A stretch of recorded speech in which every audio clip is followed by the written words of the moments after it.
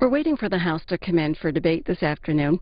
While we wait, President Obama today missed the legal deadline for setting his proposed budget to Congress, and House Speaker John Boehner spoke on the floor today about it. Speaker, President Obama missed a great opportunity today to help our economy. This was supposed to be the day that the President submitted his budget to the Congress. But it's not coming. It's going to be late. And some reports say that it could be as long as a month late. I think that's too bad. Our economy could use some presidential leadership right now. On Thursday, the President disbanded his Jobs Council after a grand total of 4 meetings in 2 years. Then, as Americans got to work on Friday, they learned that our economy still isn't creating enough jobs. The unemployment rate actually went up. Now, if government spending does cause growth, as the President believes, we shouldn't be having these problems. And then maybe it wouldn't be so disappointing that his budget is late. Well, we are having trouble, in a large part because spending is the problem. It's what's chasing jobs overseas and causing much anxiety about our future. One example of something the President's budget could have addressed is his sequester. Sequester is Washington speak for automatic spending cuts. The President first proposed this sequester in 2011 and insisted that it be part of the debt limit agreement. Now, twice the House has passed legislation to replace the President's sequester with common sense reforms that would reduce spending and preserve and strengthen our safety net for future generations. We spelled it all out. You can see all of Speaker Boehner's comments at our website, cspan.org, and later in our programming here on C-SPAN. Going live now to the House, coming in for debate on 3 bills. Mr. Pitt and the gentleman from New Jersey, Mr. Pallone, each will control 20 minutes. The chair recognizes the gentleman from Pennsylvania. Mr. Speaker, I yield my time, myself, such time as I may consume. Gentleman is recognized. Mr. Speaker, Pennsylvanians are fortunate to have several excellent children's hospitals in the state. One of these hospitals is the Children's Hospital of Philadelphia, the country's first hospital to exclusively care for children, and they've remained one of the best for over 150 years. In a recent survey, the hospital was rated #1 in 6 separate pediatric specialties and ranked no lower than 4th in another 4 specialty categories. Other children around the country aren't so fortunate to have access to excellent doctors. A study in the journal Pediatrics found that more than 8 million children have no pediatrician in their area. Many other sick children have to drive hundreds of miles to see a doctor who specializes in treating their conditions. Children aren't just miniature adults, and treating them isn't just a matter of working on a smaller scale and shrinking the equipment. A doctor who is experienced in treating adults may not be able to apply that same expertise to a child. Treating children is both a medical and an emotional challenge. Often, doctors have to correctly diagnose an illness in little patients who haven't even learned to speak. It takes a special person to go into pediatrics. For a time in the 1990s, our nation was facing an acute shortage of pediatricians, with much of government assistance to train doctors being funneled through the Medicare program. It was becoming significantly more expensive for a doctor to choose to be trained in pediatrics.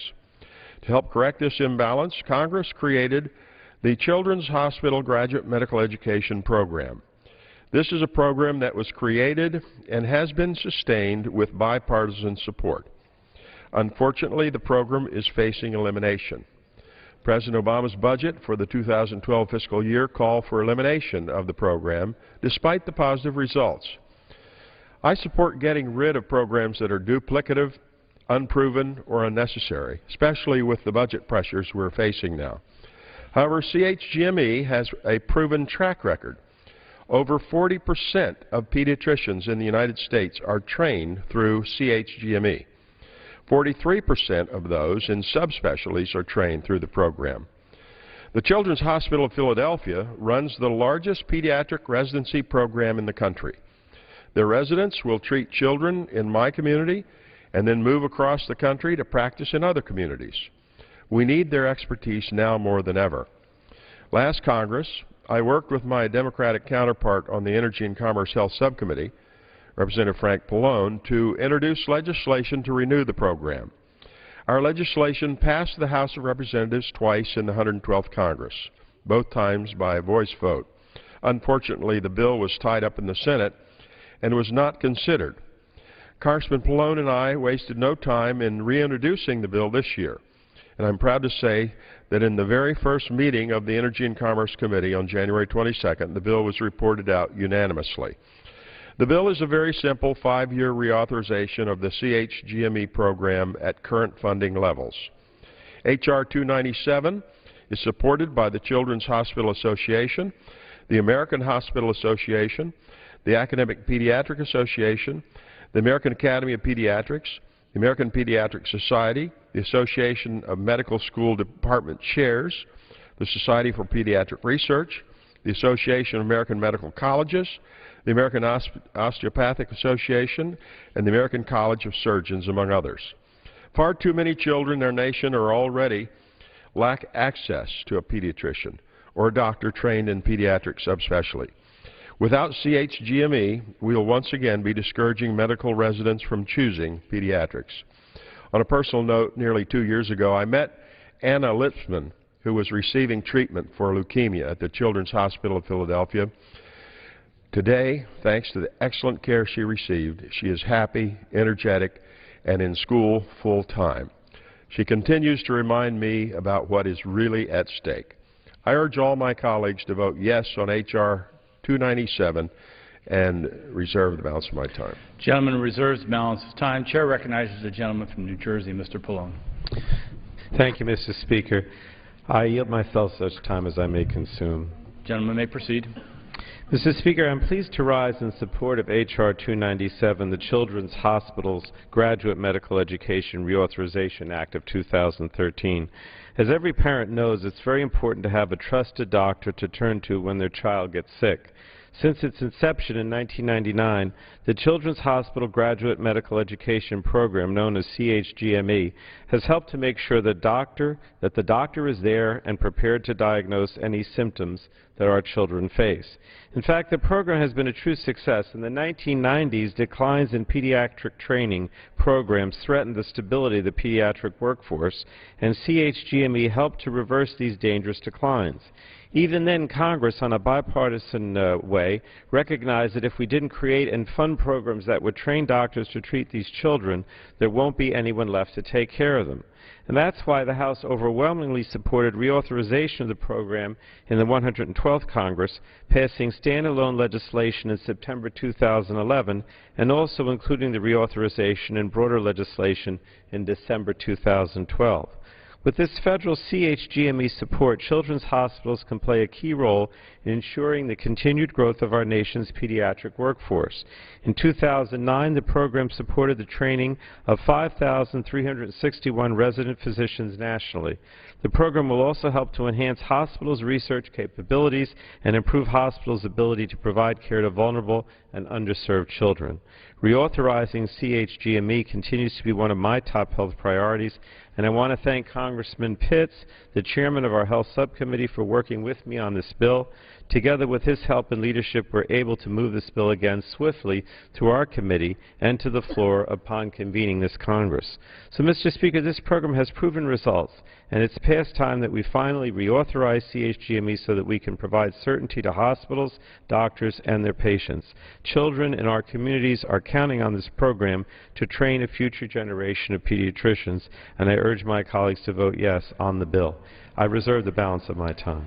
Gentleman reserves the balance of time. Chair recognizes the gentleman from Pennsylvania. Mr. Speaker, I move to suspend the rules or to ask that all members may have 5 legislative days to revise and extend their remarks and insert extraneous material into the record. Without objection, so ordered. I reserve. Gentleman reserves time. Chair recognizes the gentleman from New Jersey. Thank you, Mr. Speaker. I'd like to now yield to my colleague from Rhode Island, Mr. Cicilline, 3 minutes. Gentleman is recognized for 3 minutes. I thank the gentleman for yielding. The reauthorization of the Children's Hospital Graduate Medical Education Program is critically important and something we must do.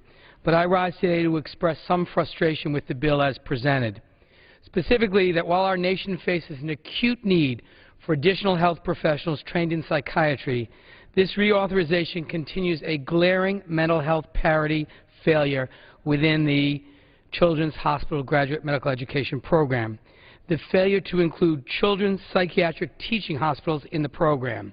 Because Medicare classifies these hospitals as psychiatric hospitals rather than as children's hospitals, child psychiatric hospitals are ineligible to participate in CHGME. This presents a particular burden to a spectacular pediatric hospital in my district, Bradley Hospital.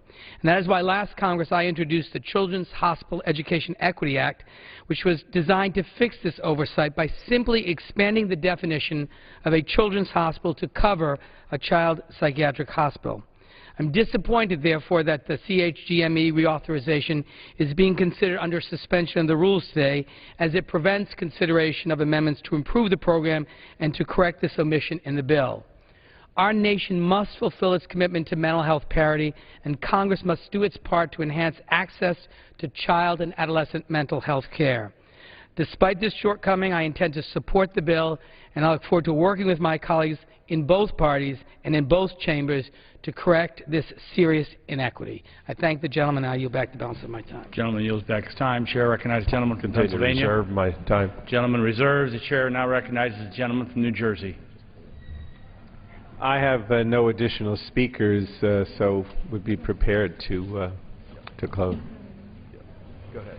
I take gentleman yield back your time. I yield back the balance of my time. Gentleman yields back his time. This gentleman yield back his time. Chair recognizes the gentleman from Pennsylvania. Mr. Speaker, I urge the members to support this legislation. It has tremendous bipartisan support, and with that, I yield back the balance of my time. Gentleman yields back his time. The question is, will the House suspend the rules and pass the bill H.R. 297? Those in favor say aye. Those opposed, no. In the opinion of the Chair, two-thirds of those being present. Mr. Speaker. In the affirmative, the Chair recognizes the gentleman from I Pennsylvania. ask for the yeas and nays. The yeas and nays are requested. All those in favor of taking this vote by the yeas and nays will rise and remain standing until counted. A sufficient number having risen, the yeas and nays are ordered. Pursuant to Clause 8 of Rule 20, further proceedings on this motion will be postponed.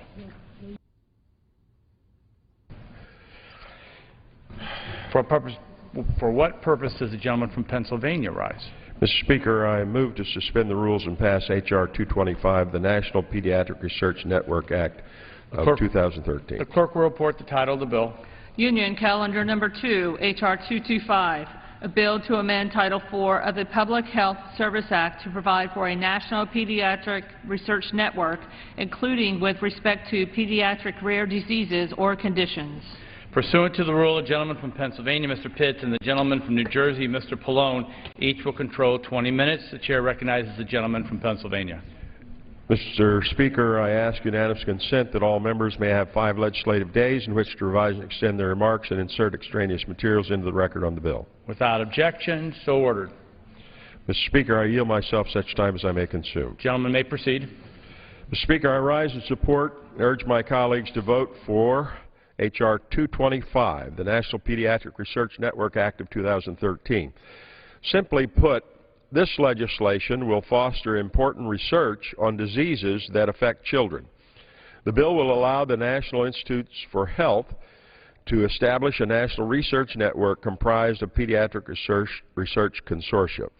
According to NIH, there are between 6,000 and 7,000 diseases considered rare that affect 25 to 30 million people. Most of the approximately 7,000 rare diseases are pediatric diseases and often genetic.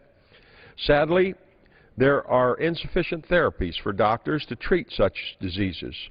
The use of pediatric research consortia is a proven way to support pediatric applied research and to promote coordinated research activities that focus on translating research to practice.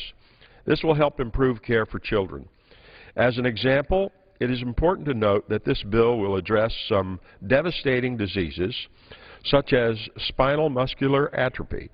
This is a rare pediatric disease that kills more babies than any other genetic disease. Right now, it is incurable. untreatable, and fatal. H.R. 225, introduced by Representatives Lois Capps and Kathy McMorris Rogers, amends the Public Health Service Act so that the Director of the NIH, acting through the Director of the National Institute for Child Health and Human Development, could provide for the establishment of a national pediatric research network comprised of pediatric research consortia. The Director could award cooperative agreements to those that strengthen and provide basic support to pediatric research consortia and train researchers. Consortia that receive an award would be comprised of cooperating institutions and coordinated by a lead institution. No more than 20 pediatric research consortia could receive awards. In addition, the Director of NIH would be able to establish a data coordinating center to support research and distribute scientific findings and provide reports to the Director of the NIH and the Commissioner of the Food and Drug Administration. The bill would result in no new or increased budget authority, entitlement authority, or tax expenditure or revenues, nor does the bill contain any earmarks. So I am pleased to support this legislation. It is my hope that the National Pediatric Research Network will improve our understanding of pediatric diseases, improve treatment and therapies, and provide better health care outcomes for our nation's children. I urge my colleagues to vote in favor of H.R. 225, and I reserve the balance of my time. The gentleman reserves his time. The chair recognizes the gentleman from New Jersey, Mr. Pallone. Thank you, Mr. Speaker. I yield myself such time as I may consume. Gentleman may proceed. Mr. Speaker, I rise in strong support of H.R. 225, the National Pediatric Research Network Act, and commend our colleagues, Congresswoman Capps and McMorris Rogers, for their bipartisan efforts to move this legislation forward. There are many rare pediatric diseases, and in some of these diseases, the children are incredibly fragile. If we can allow for research to occur across the country, not just one single location, research can be done at a larger level because children could then participate without having to travel. So this bill would allow the National Institutes of Health to establish a national pediatric research network comprised of up to 20 pediatric research consortia, groups of collaborating institutions. The consortia will conduct basic clinical, behavioral, and translational research on pediatric diseases and conditions.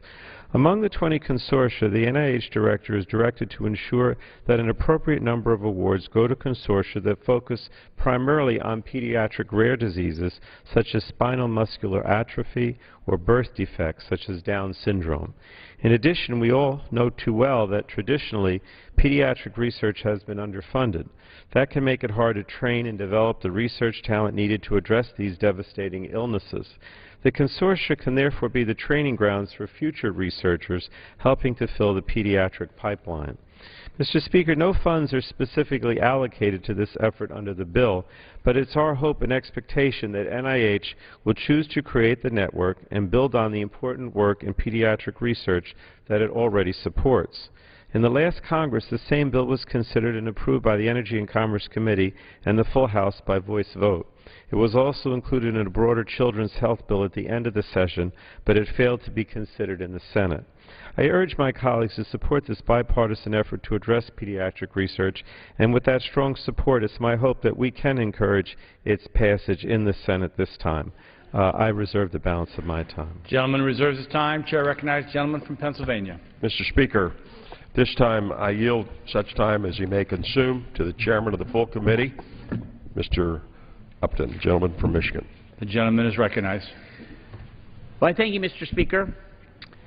This legislation, H.R. 225, the National Pediatric Research Network Act of 2013, indeed brings us a step closer to helping kids with unmet health needs, especially those with rare pediatric and genetic diseases.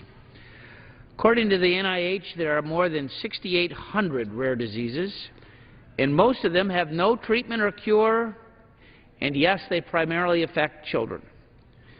I've met a number of times with one family in my district, the Kennedys, who have two precious little girls, Brielle and Brooke.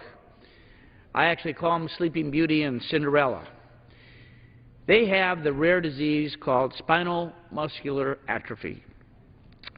They're great kids, and Brielle and Brooke have been little warriors in our effort to make the National Pediatric Research Network a reality. It's so difficult to conduct research into these diseases due to the very small number of people with that disease, but tonight, we're working to provide families like the Kennedys and so many others with greater hope for a cure and advances in treatment. This bill is going to support and coordinate research on rare pediatric and genetic diseases and help improve the health and well-being of these kids afflicted with these diseases. This bill establishes a national pediatric research network comprised of pediatric research consortia. This consortia is a proven way to overcome the gaps in research. They include leading institutions that act as partners to consolidate and coordinate research efforts. They're going to promote efficiency and collaboration, which is especially important when a disease impacts just a small number of kids. This bill is in essence the same bill as H.R. 6163 of the last Congress, which passed in September and was part of S. 1440 in December of 2012. And last month, January, our committee, the Energy and Commerce Committee, passed this legislation on a very broad, bipartisan voice vote. I want to particularly commend the author of the legislation, Lois Capps. I want to thank Kathy McMorris Rogers on our side, the Republican side, for her leadership, Joe Pitts as well, Mr. Waxman and others. This is a bill that all of us should support, and I would urge my colleagues to do the same thing. It was unfortunate that last year it took the House a little while to pass this, and in the last waning days of the session, we couldn't get the Senate to move. This year, there's a reason why this is now one of the first bills to pass in the House, to give the Senate the time to get this thing done and get it to the President's desk to have him sign it into law so that he can help not only the Kennedys in my district, but the Kennedys literally in every district around the country and so many kids that deserve our help. We can make a difference tonight, and we will when we pass this on a bipartisan vote. And I thank all those members and staff particularly for getting this to the floor in such a timely fashion, and I yield back the balance of my time to Chairman of the Health Subcommittee, Mr. Pitts. Gentleman yields back time. Chair now recognizes the gentleman from New Jersey, Mr. Pallone. Thank you, Mr. Speaker. I now yield 4 minutes to the sponsor of the legislation, the gentlewoman from California, Ms. Capps. The gentlewoman is recognized for 4 minutes. I thank my colleague for yielding. Mr. Speaker, I rise in strong support of H.R. 225, the National Pediatric Research Network Act. And I want to associate myself with the remarks of our committee chairman, Mr. Upton. He has a family dear to his heart, as I have one too, and they reflect families across this country for whom this bill will provide a stronger glimmer of hope for the future. This is a bipartisan bill. It will improve research and clinical trials on pediatric diseases, train future pediatric researchers, and disseminate research findings quickly so that all children may benefit. It does not replace our current pediatric research investments, but instead builds upon the work already being done at the National Institutes of Health and at so many research centers across the country by creating research consortia to form a nationwide network of pediatric researchers. This is important to make sure that we are always working with the most current science and that this information is quickly shared and verified. This bill will also expand the geographic scope of research, giving sick kids easier access to research programs and clinical trials. Moreover, this bill will help a wider variety of institutions participate in this critical research, while providing training grounds for our next generation of pediatric researchers. Another key feature of this bill is that it will place an added emphasis on researching children's rare diseases and to develop new treatments to fight them. My colleagues have heard me talk before about diseases like spinal muscular atrophy, just referenced by our committee chair. These do not just affect a sick child, but it also fundamentally changes the daily lives of their family, their school, their community. The low prevalence of such diseases makes them particularly hard to research. But for those affected, a new cure or treatment could mean a world of difference. The National Pediatric Research Network Act will be an important step forward to helping these families and those who may develop these diseases long into the future. You know, I'm a nurse and a mother and a grandmother as well, and I'm very pleased to have authored this bill that will help bring more treatments and cures to many children. Children have unique health care experiences, treatment needs, research challenges, and while public and private research has come a very long way on pediatric diseases over the years, we know that we are still far behind on important diagnostics, cures, and treatments for far too many of our ailing children, which is why this bill is so important. I especially thank Representative Kathy McMorris Rodgers for co-leading this bill through 2 Congresses with me and for all her hard work on children's health issues. And I want to thank the leadership of the Energy and Commerce Committee, Chairman Upton, I have referenced, but also Ranking Member Waxman, Chairman Pitts, Ranking Member Pallone, for their dedication to this staff and to this bill, and to their staff, especially Ruth Katz for helping us move this bill through the committee quickly. My colleague, Congresswoman DeGette, has worked on this bill with me for many years, and I finally would especially like to thank my constituents. I'm wearing a particular bracelet, Bill and Victoria Strong, for their tireless work on behalf of their daughter, Gwendolyn. The bracelet reads, "Never give up." All the children with spinal muscular atrophy and other rare diseases. Gwendolyn, who was once thought would not live past age 2, is now in kindergarten. The work her parents, Bill and Victoria, do day in and day out to make their daughter's world a little better is so inspiring. The dedication of her parents and their medical team truly allows Gwendolyn to live life to the fullest. They have shown how entire communities can come together and fight diseases like SMA. So I urge my colleagues to follow their example. Come together and support this bill today so we can do all we can to make it law. Mr. Speaker, the National Pediatric Research Network Act is an important bill, not just for current and future researchers, but for sick children, for their families. It's a bipartisan measure that received overwhelming support in the 112th Congress. It's the right thing to do, so I urge full support and yield back the balance of my time. Gentlewoman's time expired. Chair recognizes the gentleman from Pennsylvania. Mr. Speaker, I'm pleased to yield 2 minutes to the gentleman from Mississippi, Mr. Parker. Gentleman is recognized for 2 minutes. Thank you, Mr. Speaker. I rise today to speak about the importance of the National Pediatric Research Network Act of 2013. This bill rightfully develops pediatric research consortia to identify and promote therapies for rare childhood diseases. One of the disorders that this proposal targets is spinal muscular atrophy, or SMA, which is the #1 genetic killer of children under the age of 2. This often unforgiving neurological disease leaves children weak and unable to move, breathe, swallow, or talk. But research is promising, and a cure is close. Recently, a friend of mine, Jeff Horton, from my home county in Mississippi, shared with my office that his daughter, Evie, who has SMA, had an encouraging visit with an SMA specialist in Dallas. You see, Evie has toured the country, meeting with experts devoted to advancing new and innovative SMA therapies. As a result, Evie's quality of life continues to improve as she gains mobility and a sense of independence. I urge you today to please support this legislation for Evie and others such as her cousin Reese and the many other families that are affected by rare childhood diseases. This is something that we can do and that we should do. I thank you, Mr. Speaker, and I yield back the balance of my time. He yields back his time. Chair now recognizes the gentleman from New Jersey.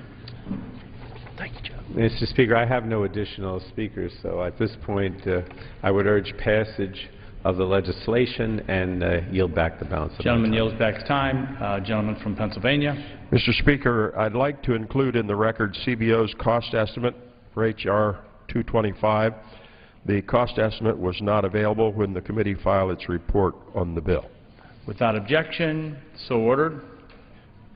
Mr. Speaker, I urge all members to support this important legislation, and with that, I yield back the balance of my time. Gentleman yields back his time. The question is, will the House suspend the rules and pass the bill H.R. 225? Those in favor say aye. Those opposed, no. In the opinion of the chair, 2/3 of those being voted in the affirmative. Gentleman from Pennsylvania. I ask for the yeas and nays. The yeas and nays are requested. All those in favor of taking this vote by the yeas and nays will rise and remain standing until counted. A sufficient number having risen, the yeas and nays are ordered. Pursuant to Clause 8 of Rule 20, further proceedings on this motion will be postponed.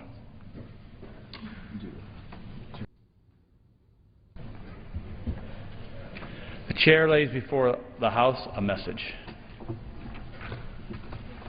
To the Congress of the United States, Section 202D of the National Emergency Act, 50 U.S.C. 1622D, provides for the automatic termination of a national emergency unless within 90 days prior to the anniversary date of its declaration, the President publishes in the Federal Register and transmits to the Congress a notice stating that the emergency is to continue in effect beyond the anniversary date. In accordance with this provision, I have sent to the Federal Register for publication the enclosed notice stating that the national emergency declared in Executive Order 13396 of February 7, 2006, with respect to the situation in or in relation to Côte d'Ivoire, is to continue in effect beyond February 7, 2013. The situation in or in relation to Côte d'Ivoire, which has been addressed by the United Nations Security Council in Resolution 1572 of November 15, 2004, and subsequent resolutions, has resulted in the massacre of large numbers of civilians, widespread human rights abuses, significant political violence and unrest, and fatal attacks against international peacekeeping forces. Since the inauguration of President Alassane Ouattara in May 2011, the government of Côte d'Ivoire has made progress in advancing democratic freedoms and economic development.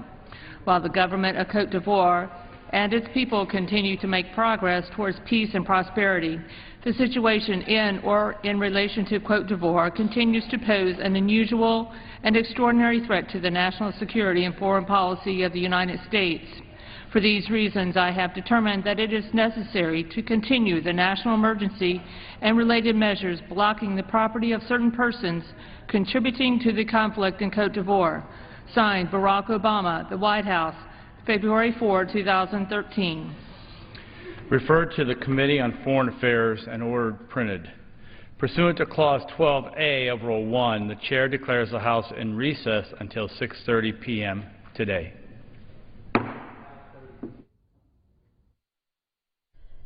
So the House has finished debate on the 3 bills under consideration today. They deal with training medical students at children's hospitals, training veterans as emergency